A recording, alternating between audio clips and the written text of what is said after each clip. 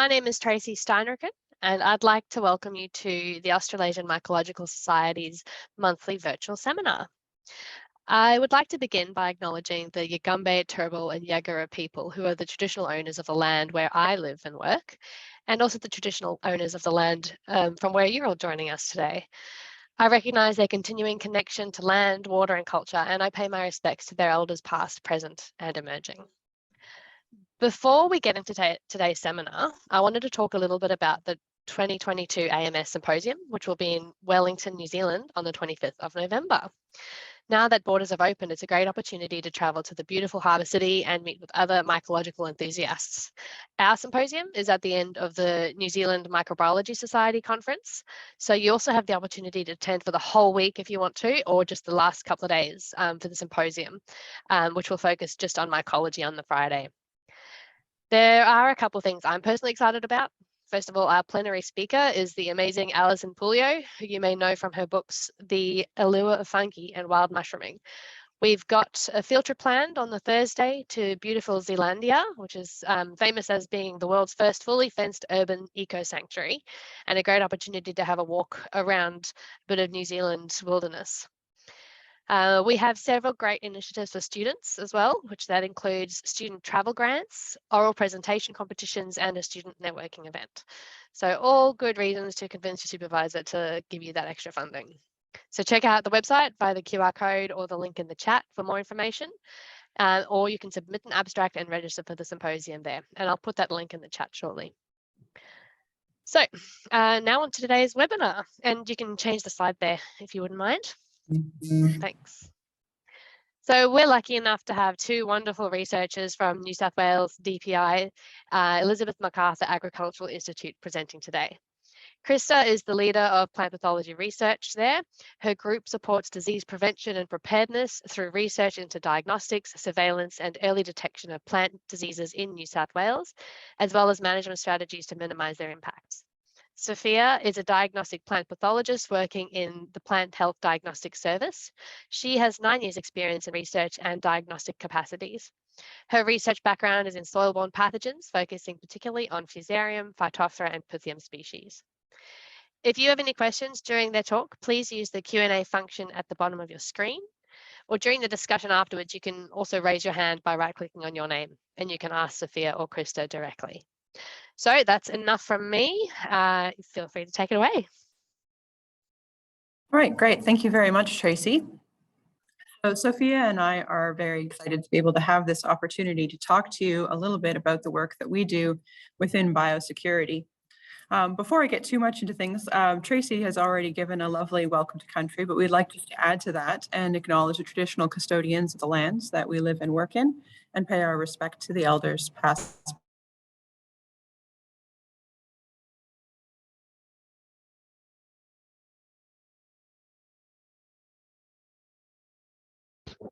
Sorry, Krista, I think you've paused.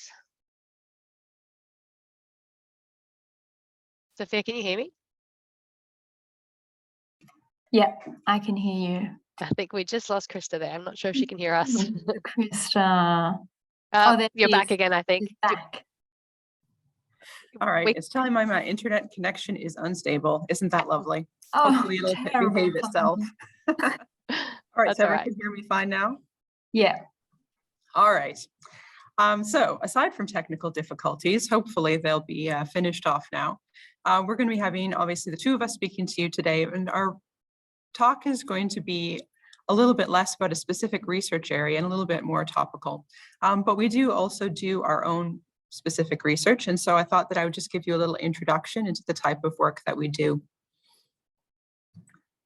So for myself, I work in plant pathology research, but not all of the stuff I work with is actually a pathogen. I work with tree-associated fungi, both mutualists and the pathogens. Within the mutualists, I like to work with ectomycorrhizal fungi, which colonize tree roots and help them out with an exchange of nutrients. I'm a plant molecular biologist, so I'm really interested in the specific signaling and gene regulation that's occurring to help this colonization take place and sustain itself, with this particular focus on the exchange of nutrients that's happening between those two organisms.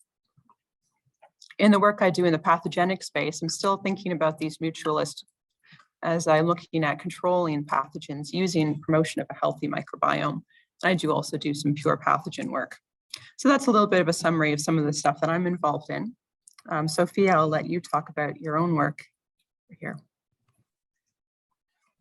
Yeah. Hi, everyone. Well, I've already been introduced briefly, but I'm Sophia and I work as a diagnostic plant pathologist at EMAI, and I'm going to talk a bit more about our lab in a few slides' time. So this slide is just to introduce myself and my brief career history. Before this current job, I did my PhD in Melbourne looking at soil-borne pathogens associated with yield decline of processing tomatoes. And so that focused largely on fungi, but I looked at anything that was there. So nematodes and bacteria, phytoplasmas and viruses as well. And then before that, I was in Laos, where I was also a diagnostic plant pathologist, and we surveyed fruit and vegetable and tree crops for diseases and attempted to give out integrated disease management advice.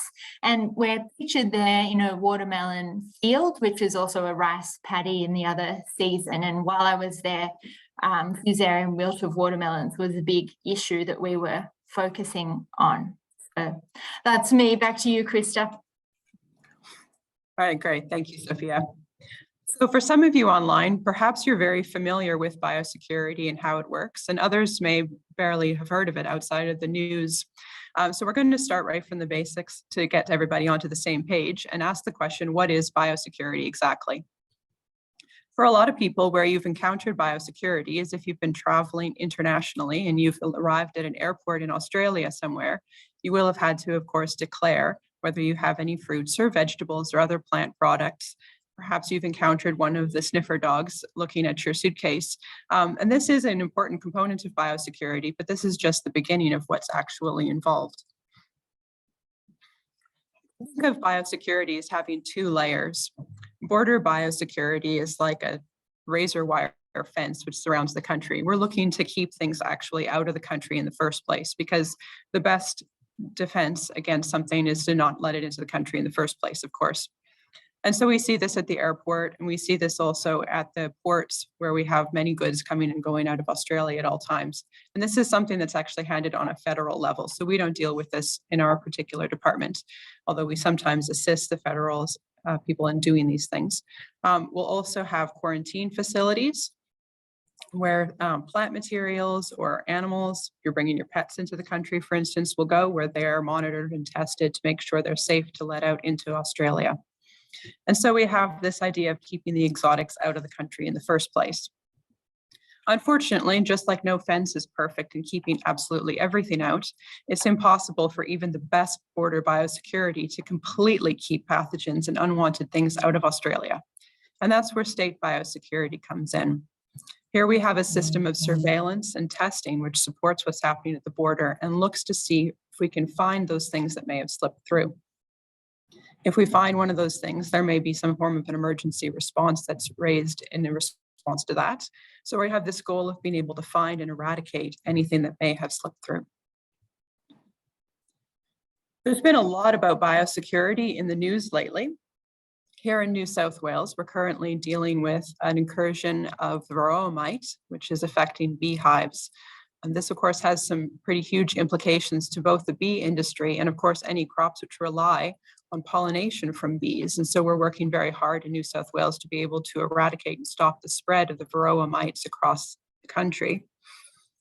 I imagine you've also heard about foot and mouth disease. There's an outbreak in Bali, and we're working very hard to be able to keep that out of the country. And so these two different situations are showing those two different layers of biosecurity, where we have varroa mite, which made it past the border and is actually now in the country, and we're working at a state level to be able to eradicate it. And we also have the foot and mouth disease, which hasn't made it in yet, and so it's the job now of our border biosecurity to hopefully keep it out. And the importance of biosecurity to our country and to our food security is really illustrated by the fact that we have a massive amount of money each year. In New South Wales, we have over 163 million each year going to biosecurity concerns. So this idea of biosecurity then is coming under four main pillars, where we have prevention, which is what's happening at the border, where we try to keep things out of the country in the first place. Then we have detection, where we're looking and trying to detect things that have made it in. We have this response, where we try to deal with anything that did make it in. And finally, in the case where we can't actually eradicate it, we do have also management, where we're trying to deal with something that has come in, established itself in Australia, and there's nothing we can do about that. So then we're left just having to manage as best as we can with it. All of these four things then are underpinned with this idea of preparedness.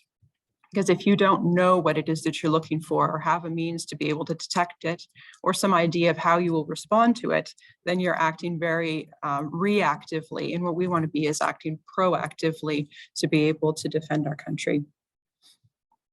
So that's where we come in research. We're working really in that preparedness area. So there are sites all across New South Wales that are involved in research. However, the main research labs that we have are located at the Elizabeth MacArthur Agricultural Institute. That's where both Sophia and I work. They're located just a little bit to the south of Sydney in the Campbelltown area in the city of Menangle, which is very, very small and few people have actually heard of it. But it's a nice facility that we have there. So in plant pathology research, I have a team of scientists working with me who are all very lovely and great in their areas. I've listed some of their areas of specialty here on the screen. We have everything ranging from people who are involved in viruses through to bacteria, so a couple mycologists, and those who have specializations in certain crops as well. Also included in plant pathology research, we have the Plant Pathology and Mycology Herbarium located out at the Orange Agricultural Institute. And this is a really invaluable resource as well for biosecurity. So in addition to research, we also have diagnostics, and that's the area that Sophia works in. So I'm going to pass it over to her, and she's going to tell you a bit about the work that's done in the diagnostic labs. Thanks, Krista. So the diagnostic team consists of technical staff specialising in traditional diagnostic techniques and molecular techniques, and a bunch of diagnosticians, and then Krista's research team supporting us. And we've just recently merged with entomology as well, so we'll soon be joined by a few diagnostic entomologists too to kind of complete our service. The purpose of our lab, I thought, could be summarised by the four terms on the slide there. So diagnostics is the obvious one. Anybody can submit a sample to us, growers or keen gardeners, councils, and we aim to give a diagnosis to help with prevention or management of a disease. Next, and very importantly, is biosecurity. So we're often drawn into a suspect incursion or an actual incursion and are investigating that. Trade, so part of our work is to look at tissue culture and seed for clearance for import or export. And then research. So an incidental part of our work in the diagnostic lab is that we're often coming across new species into Australia or the state, or new host pathogen combinations. And so we aim to send cultures to the Orange Herbarium for one thing, sometimes get to do some small experiments and write some first reports about these findings. And on the slide here, I've given a little bit of a snapshot into the diversity of samples we receive. And this is just some of it, but we receive soil and water as well, just less photogenic. So I didn't include it there. Krista, can I have the next slide, please? Thank you. I thought this may be really obvious for the people that are working in a diagnostic lab, but I just wanted to give a quick overview of our diagnostic process from the moment that the sample arrives in the lab to reporting the result to the submitter. So first picture, please, Krista. So the sample comes into the lab through the chute, which makes a bit of a clanging noise, and that's how we know it's there. And then first step is to book it in. And then next, we need to consider the submission form, which our clients will hopefully deliver with the sample.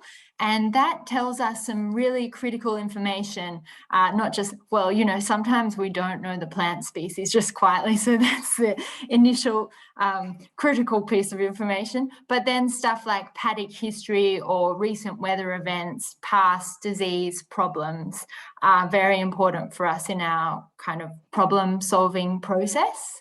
Then next, please, Krista, we ask the question of what is normal for this plant? And I've given the example that my old professor used to give of this leopard plant, where the spots may be easily mistaken for a disease symptom because of their irregular nature. But in fact, it's just the normal appearance of the plant. But when a plant is taken out of the context of its environment, it's often quite hard to know if it's stunted or not when you can't compare it to the rest of the paddock, for example. So yeah, that's when we ask, what is normal? And then next, please, Krista. If we deem that the plant is probably affected by a microorganism as opposed to an abiotic problem, in which case our work is kind of done, then we'll go on to do our clinical examination where we look for symptoms and signs of disease. And we do that with the naked eye and then with the stereo microscope. And next, please, Krista. We then proceed with testing if we haven't been able to identify the problem already. And testing can take many forms depending on what we suspect. So it could be as simple as making a slide or culturing out, going from there. And then we have immunoassay strips for some things, PCR and other molecular methods, baiting for oomycetes. So it's very variable depending on what we suspect. And next, please, Krista. After that process, we may have a simple answer, but often it's complicated. We may have no obvious answer, or we may even have a few suspect causes. And so that's when we need to put our heads together and try to come up with a meaningful response for the client. And finally, thanks, Krista, we send out the report. And next slide, thanks, Krista.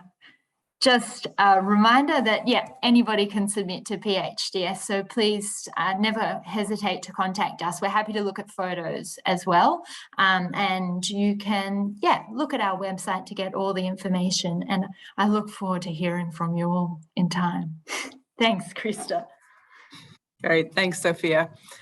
Yeah, and this is a really important part of biosecurity as well, because there's only so many of us who actually work in biosecurity. And so one of the really important things that we rely on are for people to be monitoring their environment, whether they're primary producers and actually out there farming their fields, or if you're just walking down the street and notice something unusual.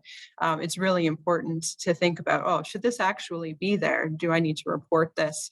Because a lot of the times when we do have suspect cases that could be an exotic, that actually comes from a citizen who's just been looking and thinking, oh, this shouldn't be there. And so it's a really important part of the process. So at this point in the talk, we've been very general about biosecurity, but this is, after all, the Mycological Society. So we're going to talk about some fungi now.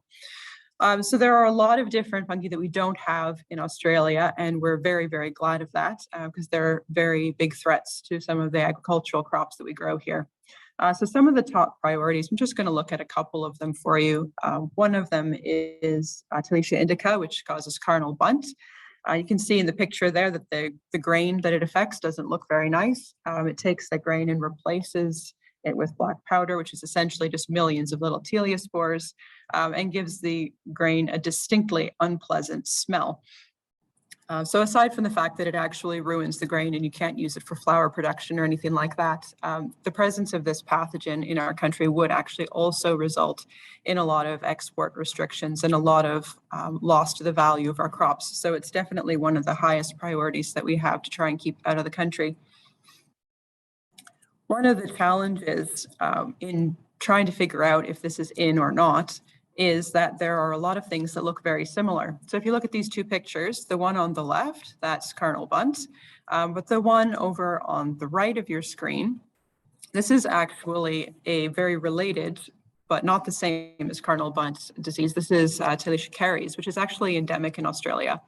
And so what this really highlights is the difficulties that sometimes occur in our diagnostic lab when you have a lot of very similar species, and in terms of the symptoms on the plants, in terms of even what they look like, in terms of what the spores are looking like, how they grow, they're going to look very similar, but they're actually not.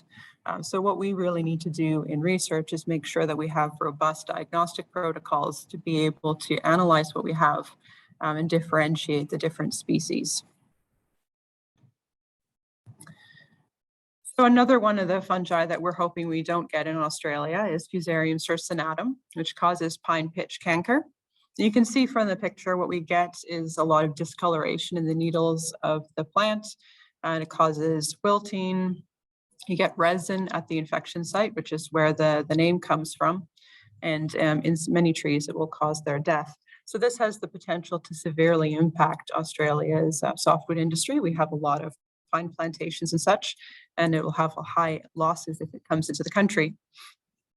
The reason I brought this one up is because we had an incident about last year, in January, February of last year, where we had a suspect case and we thought, oh, maybe this actually could be the Fusarium circinatum. So this happened at a nursery in New South Wales, and they had symptoms of wilt in their seedlings. So samples of these trees were sent to PHDS.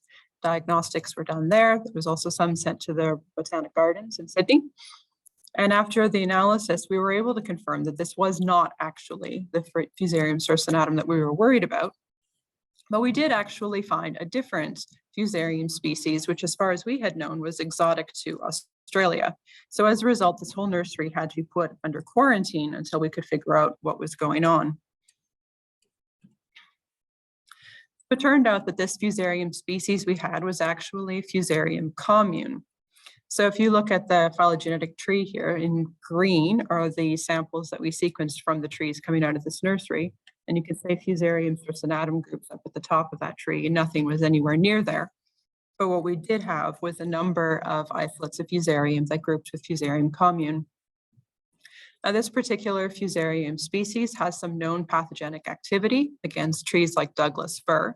And so we were wondering, would it actually threaten the Australian pines? And was this something that we had to be really concerned about? So the decision to eradicate a pathogen that's made it into the country or not to eradicate is thankfully not made by us. There are other departments that worry about that, but we have to provide them with the information that they need to be able to make an informed decision. So this decision is usually based on a few factors. On one end, you have the idea of how feasible is it actually to be able to eradicate an exotic that's come into the country. So that will have things to do with how is it dispersed. For instance, if you have something that has spores that disperse widely in the wind, it's probably not going to happen. It also depends on how long it's been in the country and how far it's managed to spread. The other main factor that we need to consider is what is the economic impact. An eradication is a very costly endeavor, particularly to the producers. In the case of this pine nursery, it would have been basically their entire year's crop. So we're looking at millions of dollars there. But then there's also the cost of what happens if the pathogen does become endemic. And those two things have to be weighed up together. And in this particular case, we didn't know what the cost was of letting that pathogen settle in the country. And so we needed some more information. So while that nursery was under quarantine, we started conducting some pathogenicity assays. And so we had healthy pines that we either were given a control treatment or were inoculated with Fusarium commune or a related Fusarium oxysporum, which is just standard. You find them in pine nurseries everywhere. And we looked to see how this would affect the health of the pines. So these are the trees and what they looked like after 6 weeks of inoculation. And you can see the Fusarium commune plants look actually pretty good. In terms of how they were doing in terms of biomass and height and everything, you can see that there actually was in two different lots here. In the second lot, you can see there is actually a significant decrease in both shoot and root biomass that we found in the commune inoculated plants, but it wasn't significantly different to what we were already experiencing with a standard Fusarium oxysporum, which we find everywhere. One really interesting things that we found actually was that inoculation with Fusarium commune actually increased the height of the plant. So it was making them taller and skinny as opposed to the the sort of shorter phenotype that we would get from the non-inoculated ones. So that was sort of an interesting side thing that we're hoping to follow up on there. Overall, though, the plants were performing pretty well. If we looked at what was happening below ground, we did a score rating to see how much damage there was on the roots. Or 0 would be no damage, and there was a maximum of 4, which is where the root system is essentially dead. And as you can see in this, in both of the seed lots, there was a slight increase in root damage in the Fusarium commune inoculated roots. But this at a level of 1 basically just amounts to a little bit of browning of the roots. And so it wasn't causing any significant damage to the plants. So in total, we ended up with the conclusion that the Fusarium commune wasn't likely to make any more damage and impact than normal Fusarium oxysporum infection was going to do. And so it was deemed that it wasn't worth the cost of actually going forward to do an eradication. And so this is now just something that has become endemic in Australia. So we'll see, I guess, in the long term how that works out, but it shouldn't be too big of a deal for our industries. So that's the tale of one Fusarium. I'm going to pass it over to Sophia now, and she's going to tell you the tale of yet another Fusarium. Thanks, Krista. Yeah, so I thought this was another good example of how PHCS kind of assists in the biosecurity sphere.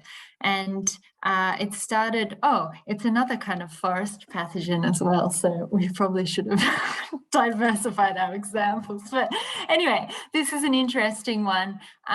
It was spotted during routine forest health surveillance just around Sydney, looking at amenity trees, which of course are affected by lots of forest pathogens.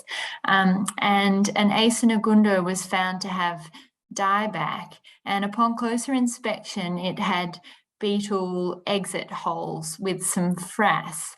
And when the pathologist, Angus Carnegie, had a look at a fallen branch, he saw that there were beetle galleries and wondered, could it be Fusarium dieback? Next slide, please, Krista. Thank you. And this was concerning. The symptoms were suggestive of ambrosia beetles. And we worried about that because polyphagous shot-hole borer, which is pictured here on the slide, is considered a high priority environmental pest in Australia. So you can see that it's very tiny, about 1.5 to 2 millimeters, and it's in that lower photo too, next to the 5-cent piece for scale. Now, it can cause a little bit of damage by itself, but the big issue is that these beetles have a obligate symbiotic relationship with fungi, and they farm it in their galleries within trees to feed themselves and their young. And some of the fungi, particularly this group of Fusarium called Ambrosia fusarium, can then be vectored into the tree and enter the xylem of the trees and cause dieback. And a few of the species within this Ambrosia fusarium clade are also considered exotic threats to Australia. And so that's why alarm bells were ringing. Next slide, please, Krista, thanks. So this started an emergency response, which resulted in about 2,000 or so trees around Sydney being surveyed, indicated there by the green dots. So it started up in the north, but we had a look down in central Sydney as well. A few suspicious looking trees with beetle activity were found, and the beetles were sent to the Orange Agricultural Institute for identification there, and we dealt with the fungi. But looking first at the beetle, it turned out to be T shot-hole borer, which is indeed a very close relative to polyphagous shot-hole borer, but importantly, it's something that is already in Australia, so is not considered an exotic threat. So it's found in Queensland already. And next slide, please, Krista. Looking at the fungi, We were examining the beetles themselves and the beetle galleries and the stained wood. And so we isolated fungi from there, and we found, as you would expect, a number of fusarium, because many fusarium species are very ubiquitous in the environment. We identified them using PCR and sequencing of 3 gene regions. And what we found across all the samples were these same 2 species reoccurring. One of them was Fusarium metavorans. It's in this Fusarium solani species complex, but it's not known to be a pathogen of trees. And so its significance here is unknown, but probably worthy of investigation, considering it kept reoccurring in our isolations. The other fusarium we found was Fusarium obliquiseptatum, and that importantly is in the Ambrosia fusarium clade. It's the same fusarium species that's been found in association with the tea shothole borer in Queensland, though. So again, it's not an exotic. We think probably this beetle and the fusarium have been in New South Wales for quite some time, undetected. And so based on that, and based on the damage that it's done in Queensland, we deemed, and the authorities deemed, that it was not a massive threat, and that eradication was not feasible, but not necessary either. However, monitoring will continue, because we're still trying to understand the host range of this beetle fusarium combination. And I've got a picture there of a tuckaroo tree in Queensland where the beetle and fusarium have caused a bit of damage. So it's definitely worth keeping an eye on. Thanks, Krista. That's the end of my story. Great, thank you, Sophia. All right, so there's a couple of vignettes, if you will, about the kind of work that's going on within the biosecurity research and diagnostics area. The other thing that we always look into is looking to the future. So if we look many, many years back, diagnostics was done primarily based on morphology. And yet in the last couple of decades, we've seen a real rise of molecular techniques. So using things like PCR or probe-assisted qPCRs, things like that, to be able to identify the different pathogens that we're working with. So morphology is always going to have a huge role to play, but we're also seeing that moving to those other techniques. It's very difficult, though, to do those molecular techniques if you don't at least have an indication based on morphology of what kind of pathogen you might be dealing with. So they still do work very well together. But as we look to the future of biosecurity, what we're looking at is the emergence of more high throughput techniques. So what we want to be able to do is, instead of having to look and do diagnostics on sort of a disease by disease checklist, we want to be able to incorporate methods that will allow us to look at lots of different diseases at once and get a whole picture of the health of a given organism. Another area that we're really looking forward to is this idea of being able to detect things earlier. So in a lot of cases, we're limited by the fact that we have to wait until a plant actually is expressing some form of a disease symptom before we can decide to take a look at it and see what's actually there. And in a lot of cases, at that point, it could have been in that plant, in that area, spreading around for a considerable amount of time. And so the emergence also of different techniques for this advanced warning is coming up. The kind of techniques that we have involved here are these ideas of different high throughput sequencing methods, such as nanopore, also different imaging methods to be able to assist us with surveillance, things like spore trapping, so that we can get spores before they settle into the environment. Also, the analysis of eDNA, or environmental DNA, is becoming an increasing thing that we're looking into. One of the challenges, though, with a lot of these techniques is the issue of sort of signal to noise, if you will. It's sort of this idea of finding the needle in the classic haystack. So the challenge is that we may have only a small amount of the DNA of our target organism, and it will be buried in this mass of background noise, the different DNA from plants, from all of the other normal microbes that you might find in a different field or scenario. And trying to find that one pathogen in the midst of all of that is actually a significant challenge. And so what we look for are methods to be able to either enhance the signal that we're going to be getting from the DNA of a target interesting organism, or other methods to be able to repress the signals from things that are not targets. And so a lot of the research that we're doing is in conjunction with our biotechnology group is looking into this idea of ways that we can do this. So hopefully this has given you a little bit of a snapshot about what life in biosecurity is like and what we're looking to do in the future to continue protecting our country from as many pathogens as possible. It's a problem that's never going to go away. So good for job security, but it's an exciting field as well. I'd like to just acknowledge all the people who have been involved in the work that we do, both the PhDS and the plant pathology team, and those who have been involved in the fusarium commune and dieback responses. There's far too many of them to actually list by name on the slide, but we would just like to acknowledge them all. And if anyone has any questions, we're happy to take those. Thank you so much, Krista and Sophia. That was excellent. So anyone who wants to ask a question, the Q&A function is just down the bottom there, or you can also raise your hand and ask directly, but I'm going to take the liberty of being host and ask the first question.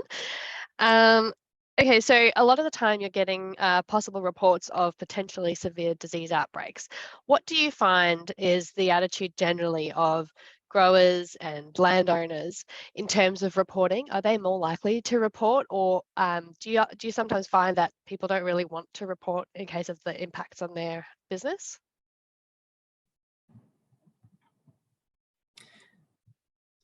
Do you want to take that one, Sophia?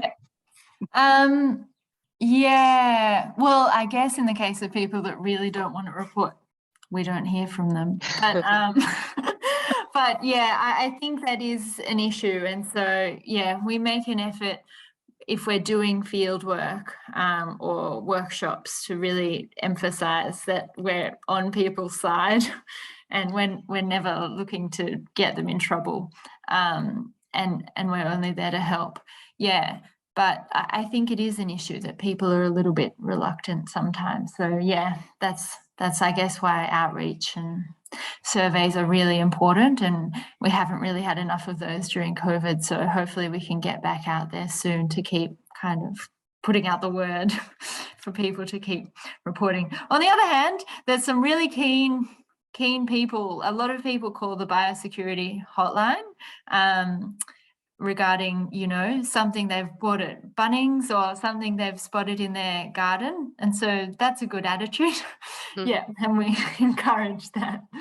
Yeah, so I guess the whole spectrum of kind of attitudes. You did say in one of your slides that anyone can report sick plants.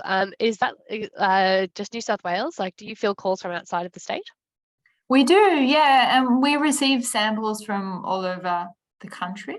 Sometimes we advise them that it's better to submit to their own state lab, but yeah, there are instances where we do samples from interstate pretty often, actually. Yeah, so it might depend on, you know, if our lab is stronger in an area, and similarly for some things, if we know of another lab being stronger in an area, we might divert them there.